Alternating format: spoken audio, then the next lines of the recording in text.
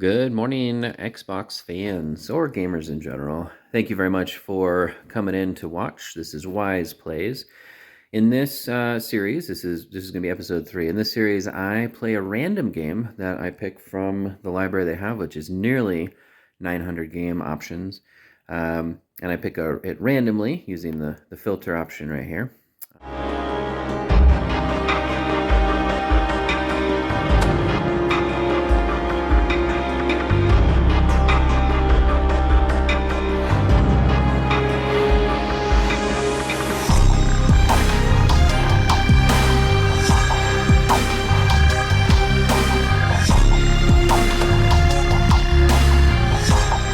Episode was Phantom Abyss, and second episode was Halo Wars Definitive Edition.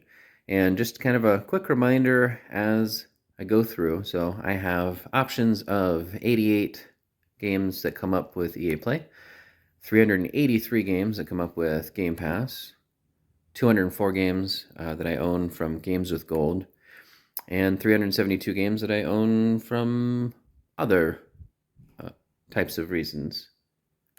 Total of 964 games. Now this does change a little bit. If you do the math, it doesn't add up specifically to 964, but that's because there is some overlap.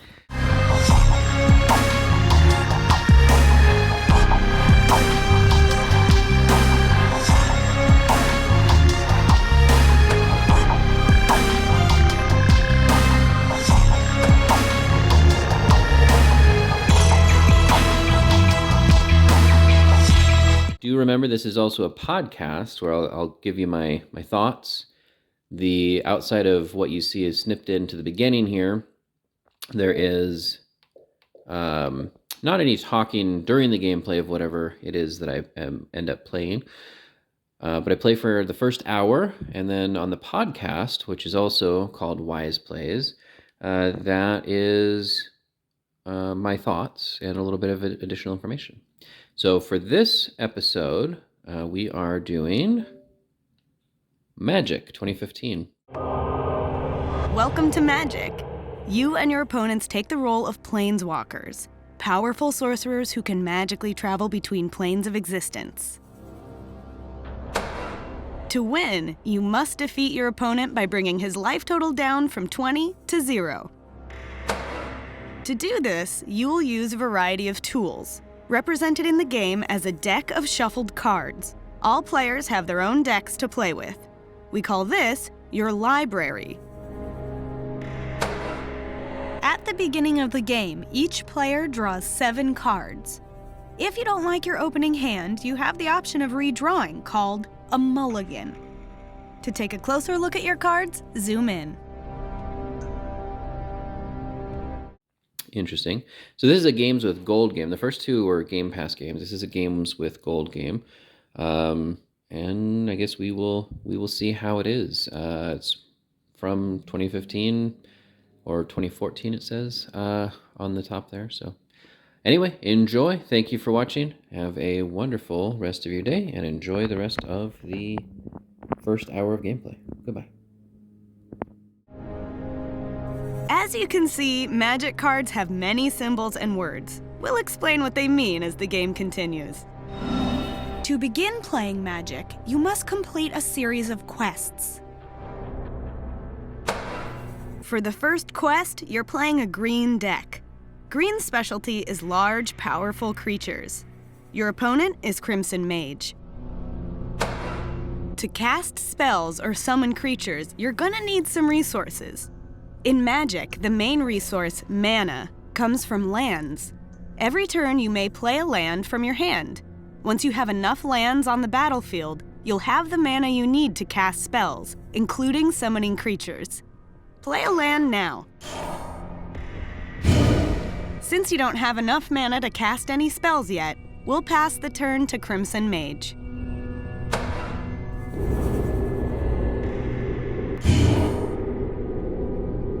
Crimson Mage will also play lands to build the resources he needs to cast spells. Now, he will cast a spell. Crimson Mage has summoned a creature. Attacking with creatures, like Crazed Goblin, is the major way players defeat their opponents. On every creature card, the bottom corner displays its power and toughness. Power is the amount of damage a creature deals in combat. Toughness is the amount of damage needed to destroy this creature. Every spell has a mana cost. To summon Crazed Goblin, it costs Crimson Mage a single red mana. It's represented by this symbol.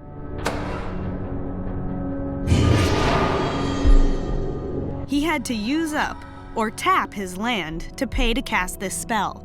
Tapped cards are turned sideways.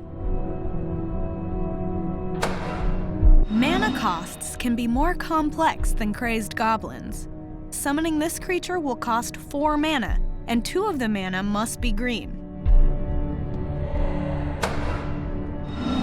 When a player gains control of a creature, it can't attack or do anything that requires tapping.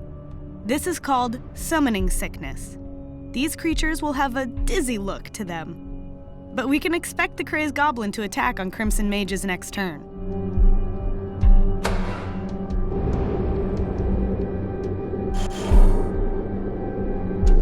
Now it's our turn. Let's summon Colonian Tusker. To cast this spell, play a second land, and then choose the creature that costs 2 green mana.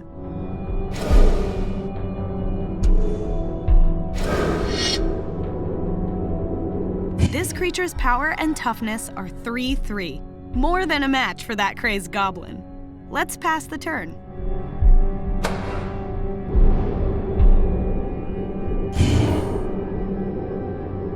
Now, Crimson Mage will play a land and then attack us with the Crazed Goblin.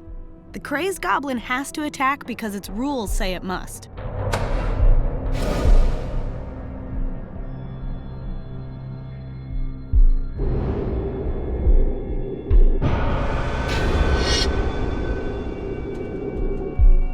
When a creature attacks, it taps and moves forward. Now you have a chance to respond with creatures you want to block with. You happen to have a creature.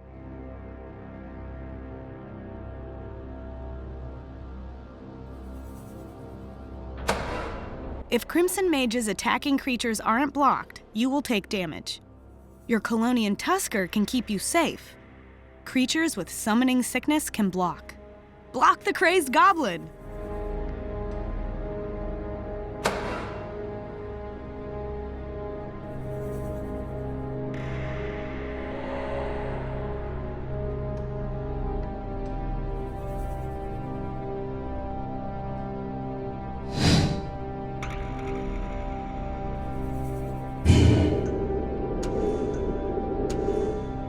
During the combat damage step, each creature deals damage equal to their power.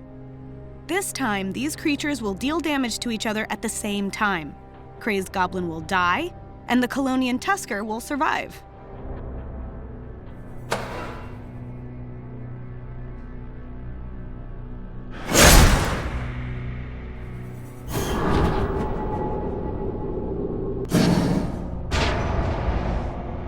At the end of every turn, each creature heals.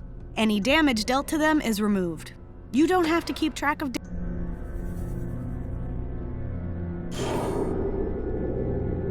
Play another land. Now it's our chance to attack Crimson Mage.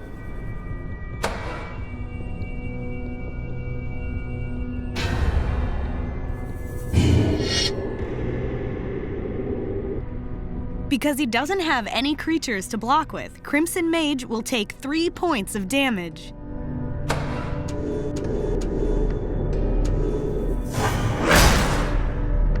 You don't have any spells that you can cast for now, so let's pass the turn.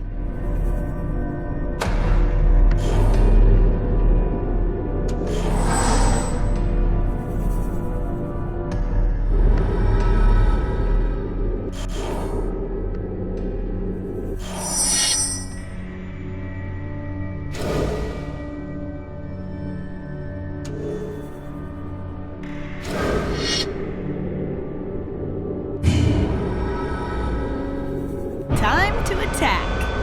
Send your Colonian Tusker into combat.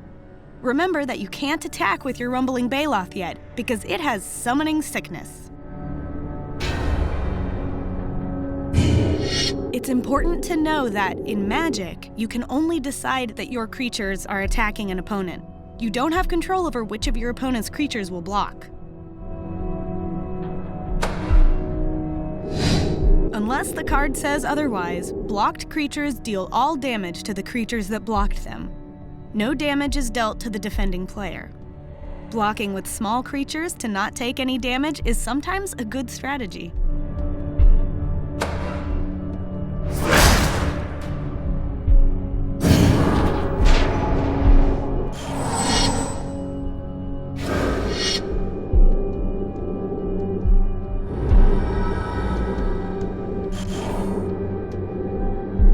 This time, we're gonna try something a little different.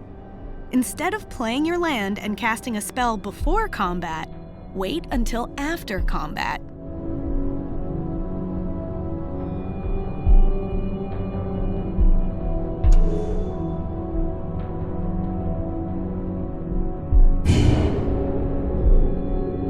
Now, attack with both of your creatures.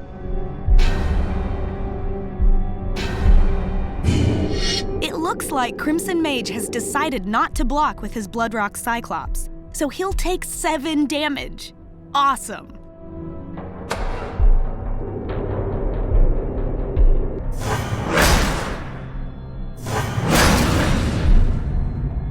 During the main phase after combat, go ahead and play your land. You'll be in great shape to win if you cast this creature next.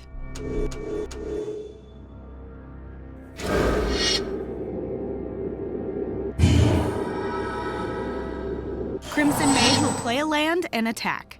Things are looking good.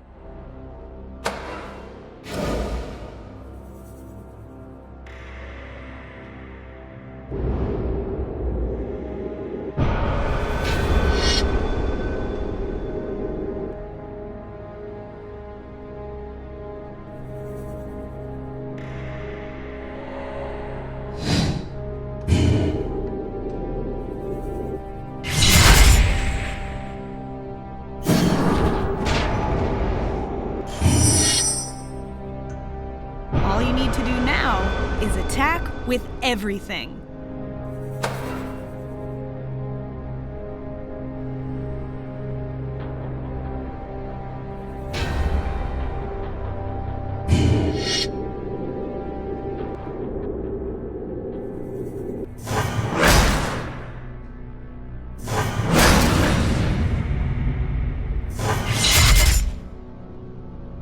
In Quest 2, we'll spice up the battle with other kinds of spells.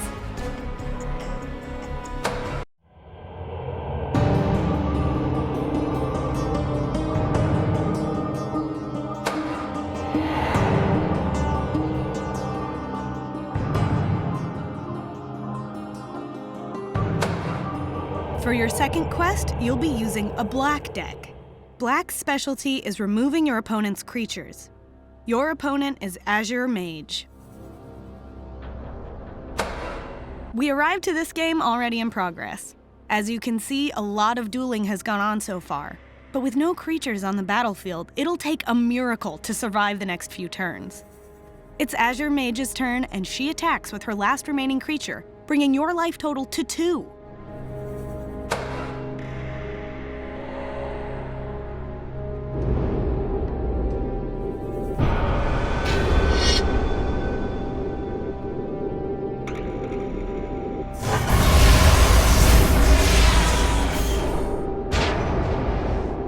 This looks promising. You've drawn Assassinate, a sorcery. Sorceries are cards intended to be used a single time.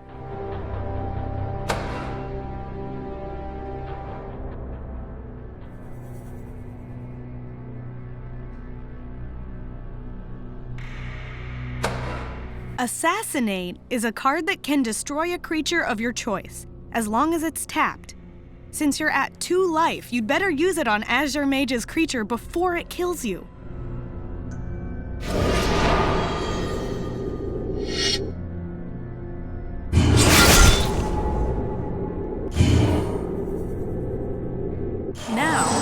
Azure Mage will cast some spells. Divination allows the player to draw 2 cards, a signature blue spell.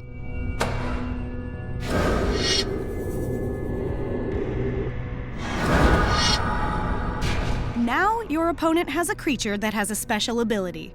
Zoom in on the card to find out what makes Winddrake difficult to block.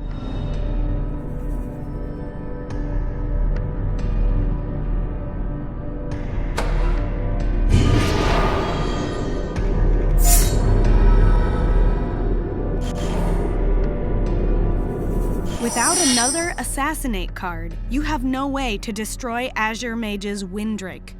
What will you do to stay alive?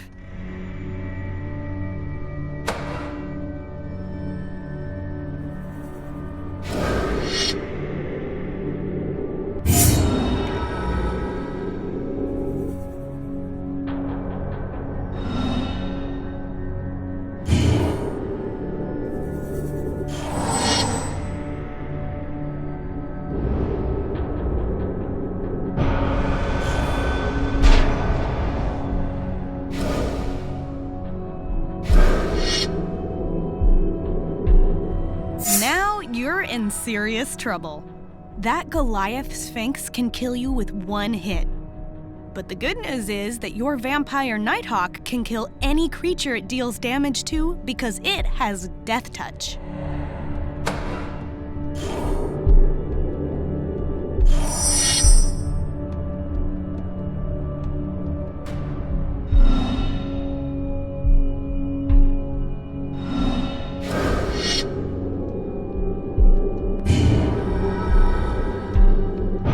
Interesting decision. Do you attack with your Vampire Nighthawk? If you do, you won't have any untapped creatures to block the Goliath Sphinx with.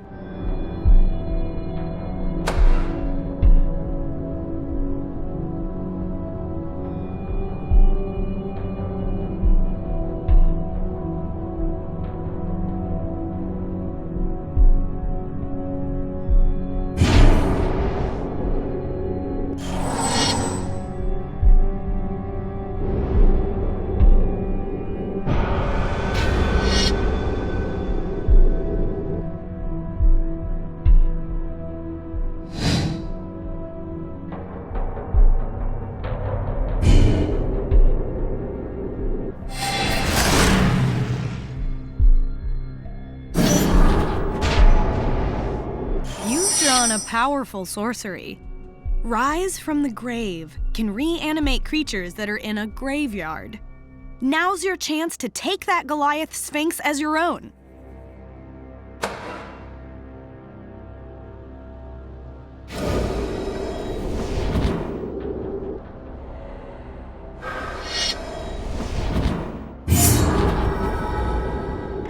It appears safe to attack with your zombie Goliath.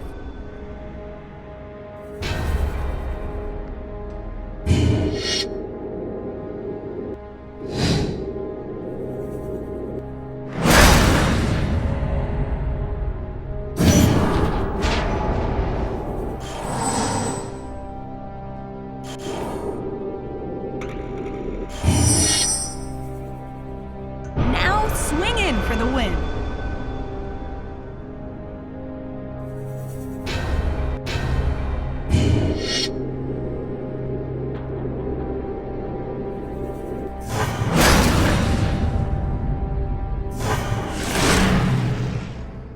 As you play more Magic, you'll run into many kinds of spells and creature abilities. Look for spells that fit your playstyle. In Quest 3, we'll learn about spells with more permanent effects.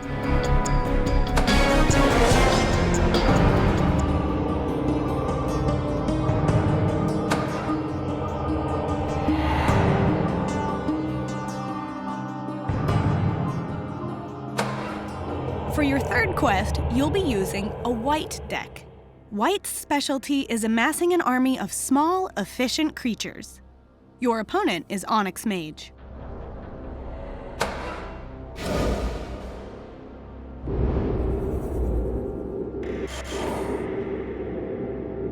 You've drawn an enchantment.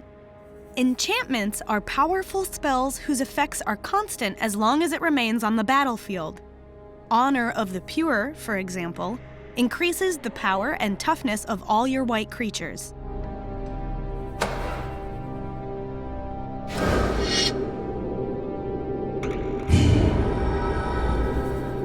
See how your creature's power and toughness have increased? Now, attack Onyx Mage with your improved creatures.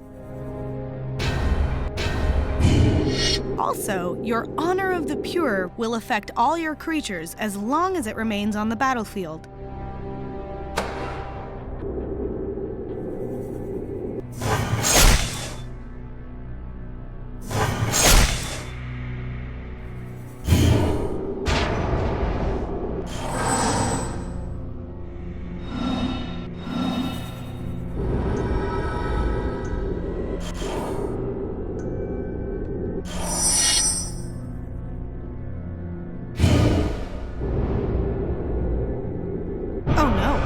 It appears that Onyx Mage has put a stop to your advancing army.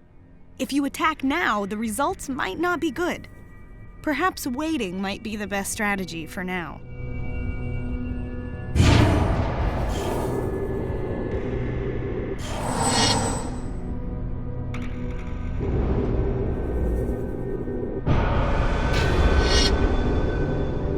Now you have a chance to take care of this Minotaur problem. Creatures have the ability to block in groups. In this situation, your Glory Seekers will be able to destroy the Minotaur abomination. But in the process, one of your Glory Seekers will also die.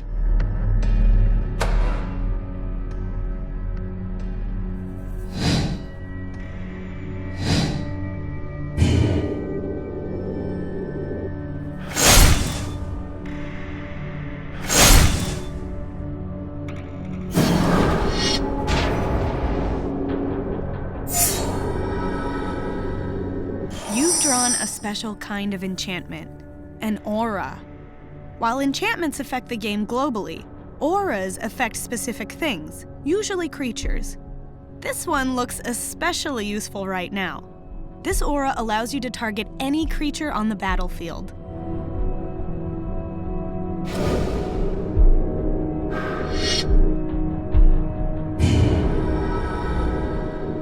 Now that the nightmare has been pacified, it's time to renew your attack.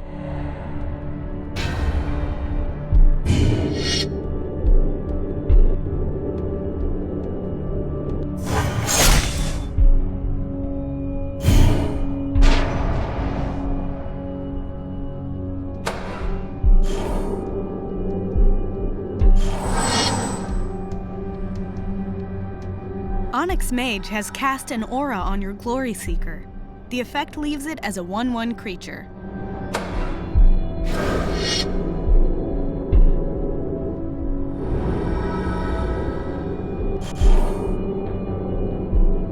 Night Guard Patrol has some special abilities. Zoom in on it to learn more.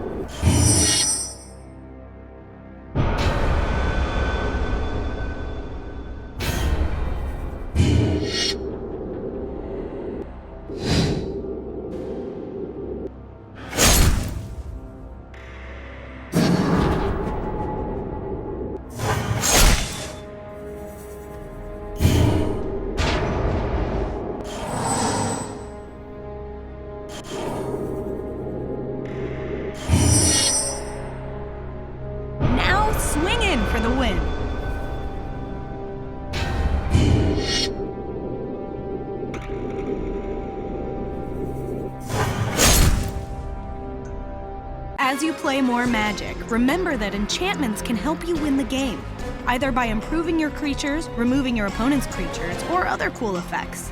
In Quest 4, we'll learn some tricky spells and interactions.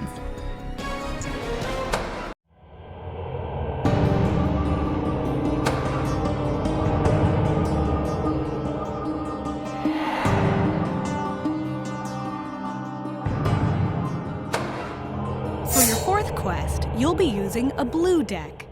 Blue's specialty is disrupting its opponent's plans, drawing cards, and using difficult-to-block creatures. Your opponent is Jade Mage.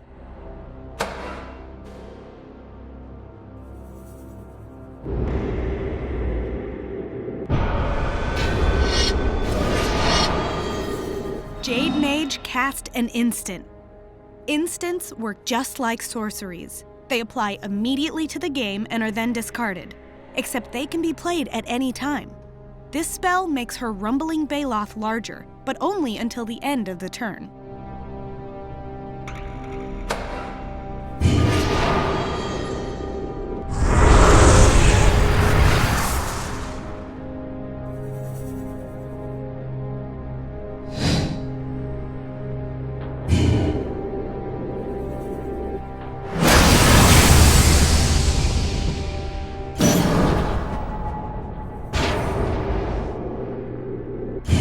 Drawn Cancel, a spell that counters another one. Countering stops a spell from happening. Whenever your opponent casts a spell, like summoning a creature, you can respond to it with an instant like Cancel. If you counter your opponent's spell, it will go to their graveyard and the mana they used is still spent.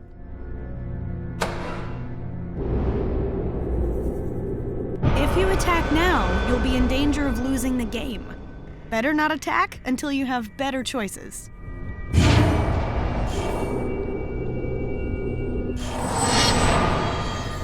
Okay, now Jade Mage has cast another Giant Growth. But instead of letting it make her Rumbling Baloth bigger, you can respond by pausing the action and casting Cancel.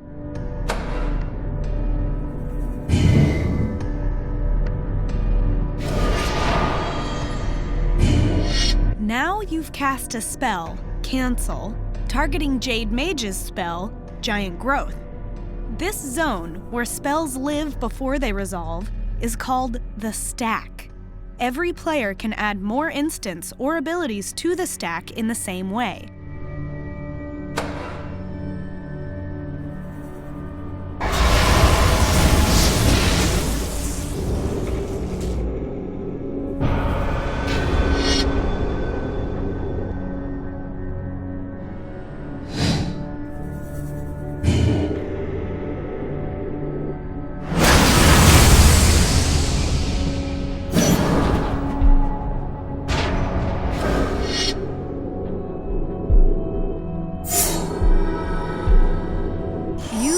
Archaeomancer, a creature with a triggered ability. That means when something specific happens, this card will automatically do something special. Many creatures have a triggered ability when they enter the battlefield. Archaeomancer, for example, will retrieve an instant or sorcery from your graveyard.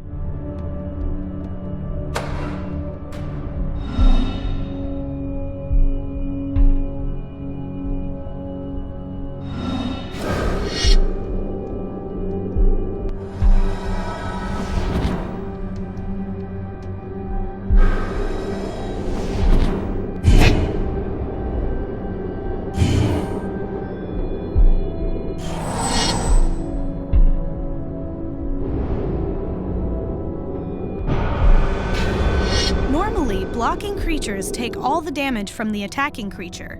But if a creature with trample is blocked, it will deal enough damage to kill the blocking creature and deal its remaining damage to the defending player.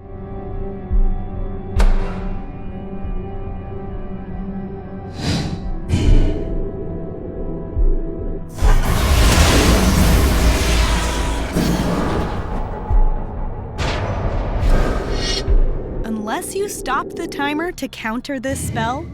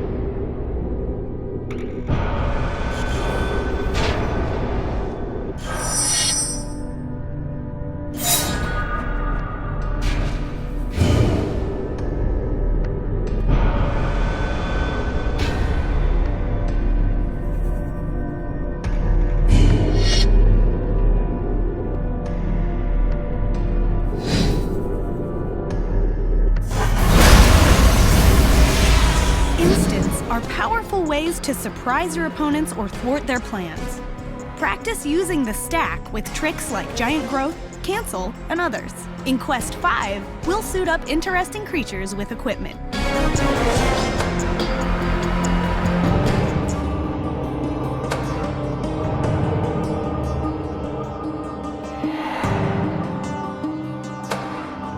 For your final quest, you'll be using a red deck. Red's specialty is aggressive, quick creatures with interesting abilities. Your opponent is Alabaster Mage.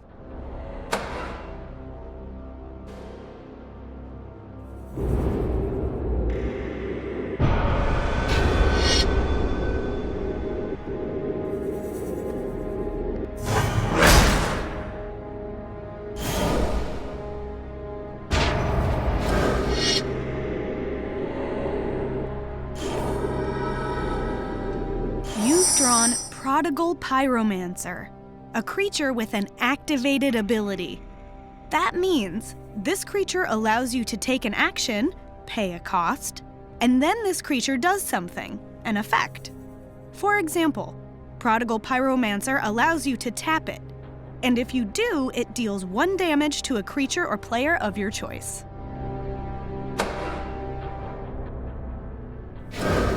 Just like attacking, abilities that require a tap, like Prodigal Pyromancers, can't be activated while a creature is summoning sick.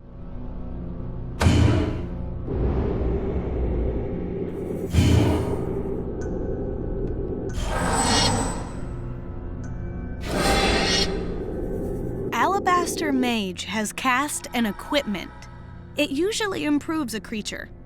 Casting an equipment spell only puts it on the battlefield. To attach or reattach it, you need to pay its equip cost. Equipment remains on the battlefield even if the creature leaves.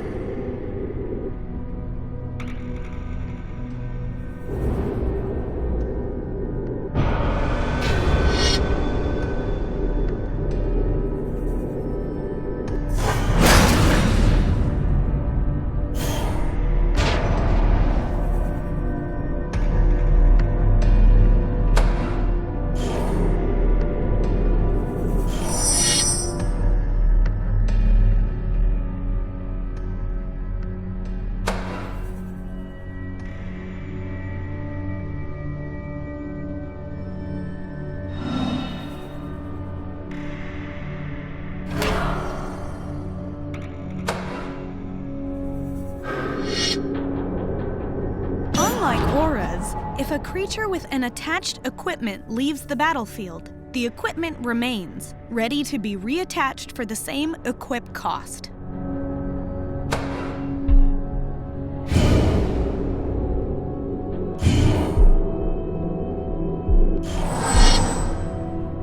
Like equipment, there are many artifact cards in Magic. Artifacts are usually colorless. This means that any color of mana may be used to cast them. Even some creatures are artifacts.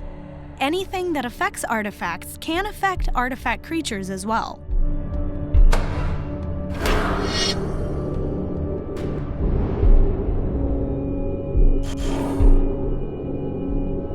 You drew Torch Fiend. It has an activated ability that doesn't require tapping. These can be used even when a creature is summoning sick. Torch Fiend's ability requires you to sacrifice it, put it in your graveyard, to get the effect.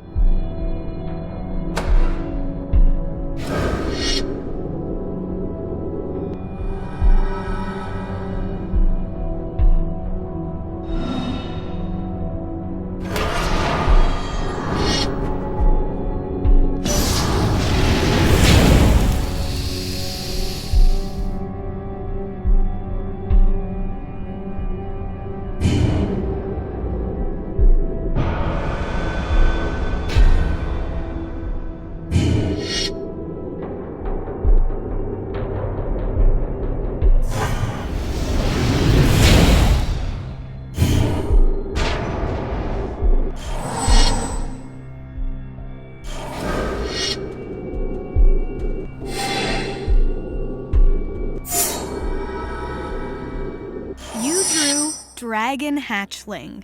Its activated ability costs 1 red mana.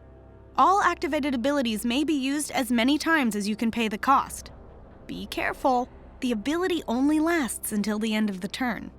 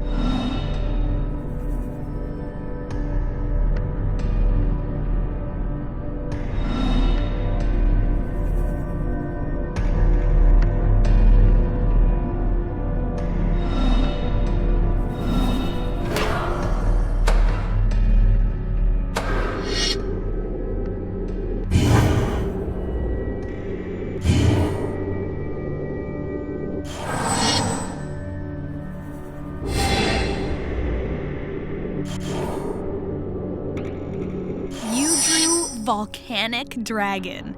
It has haste. This means it's not affected by summoning sickness.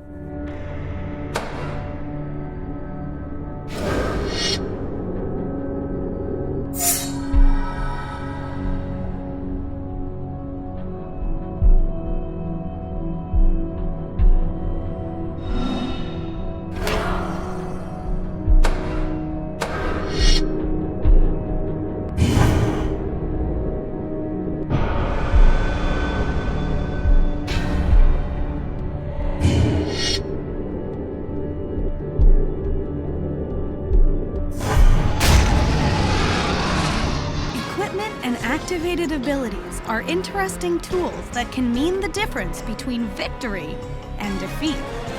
Use them wisely.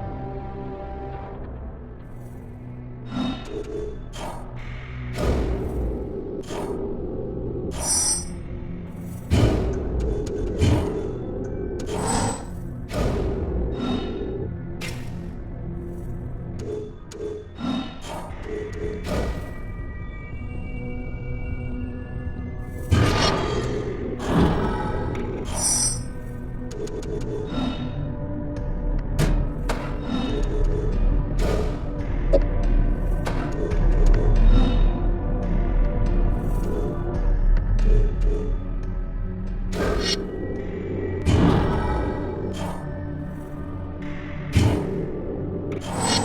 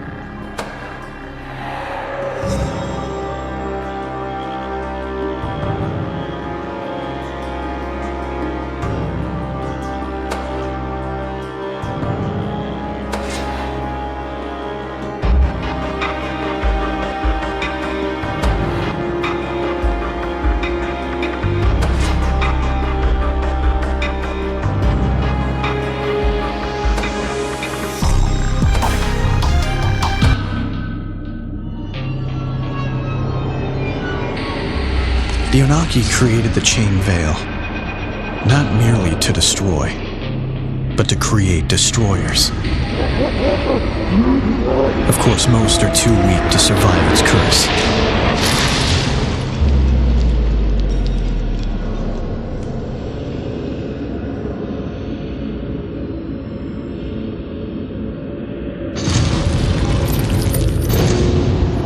But there are always more who are lured by its promise of power.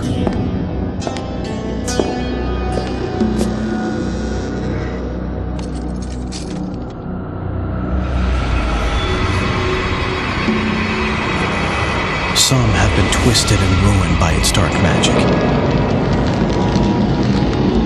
But Garrick, if his curse is not removed, he will be a threat to us all.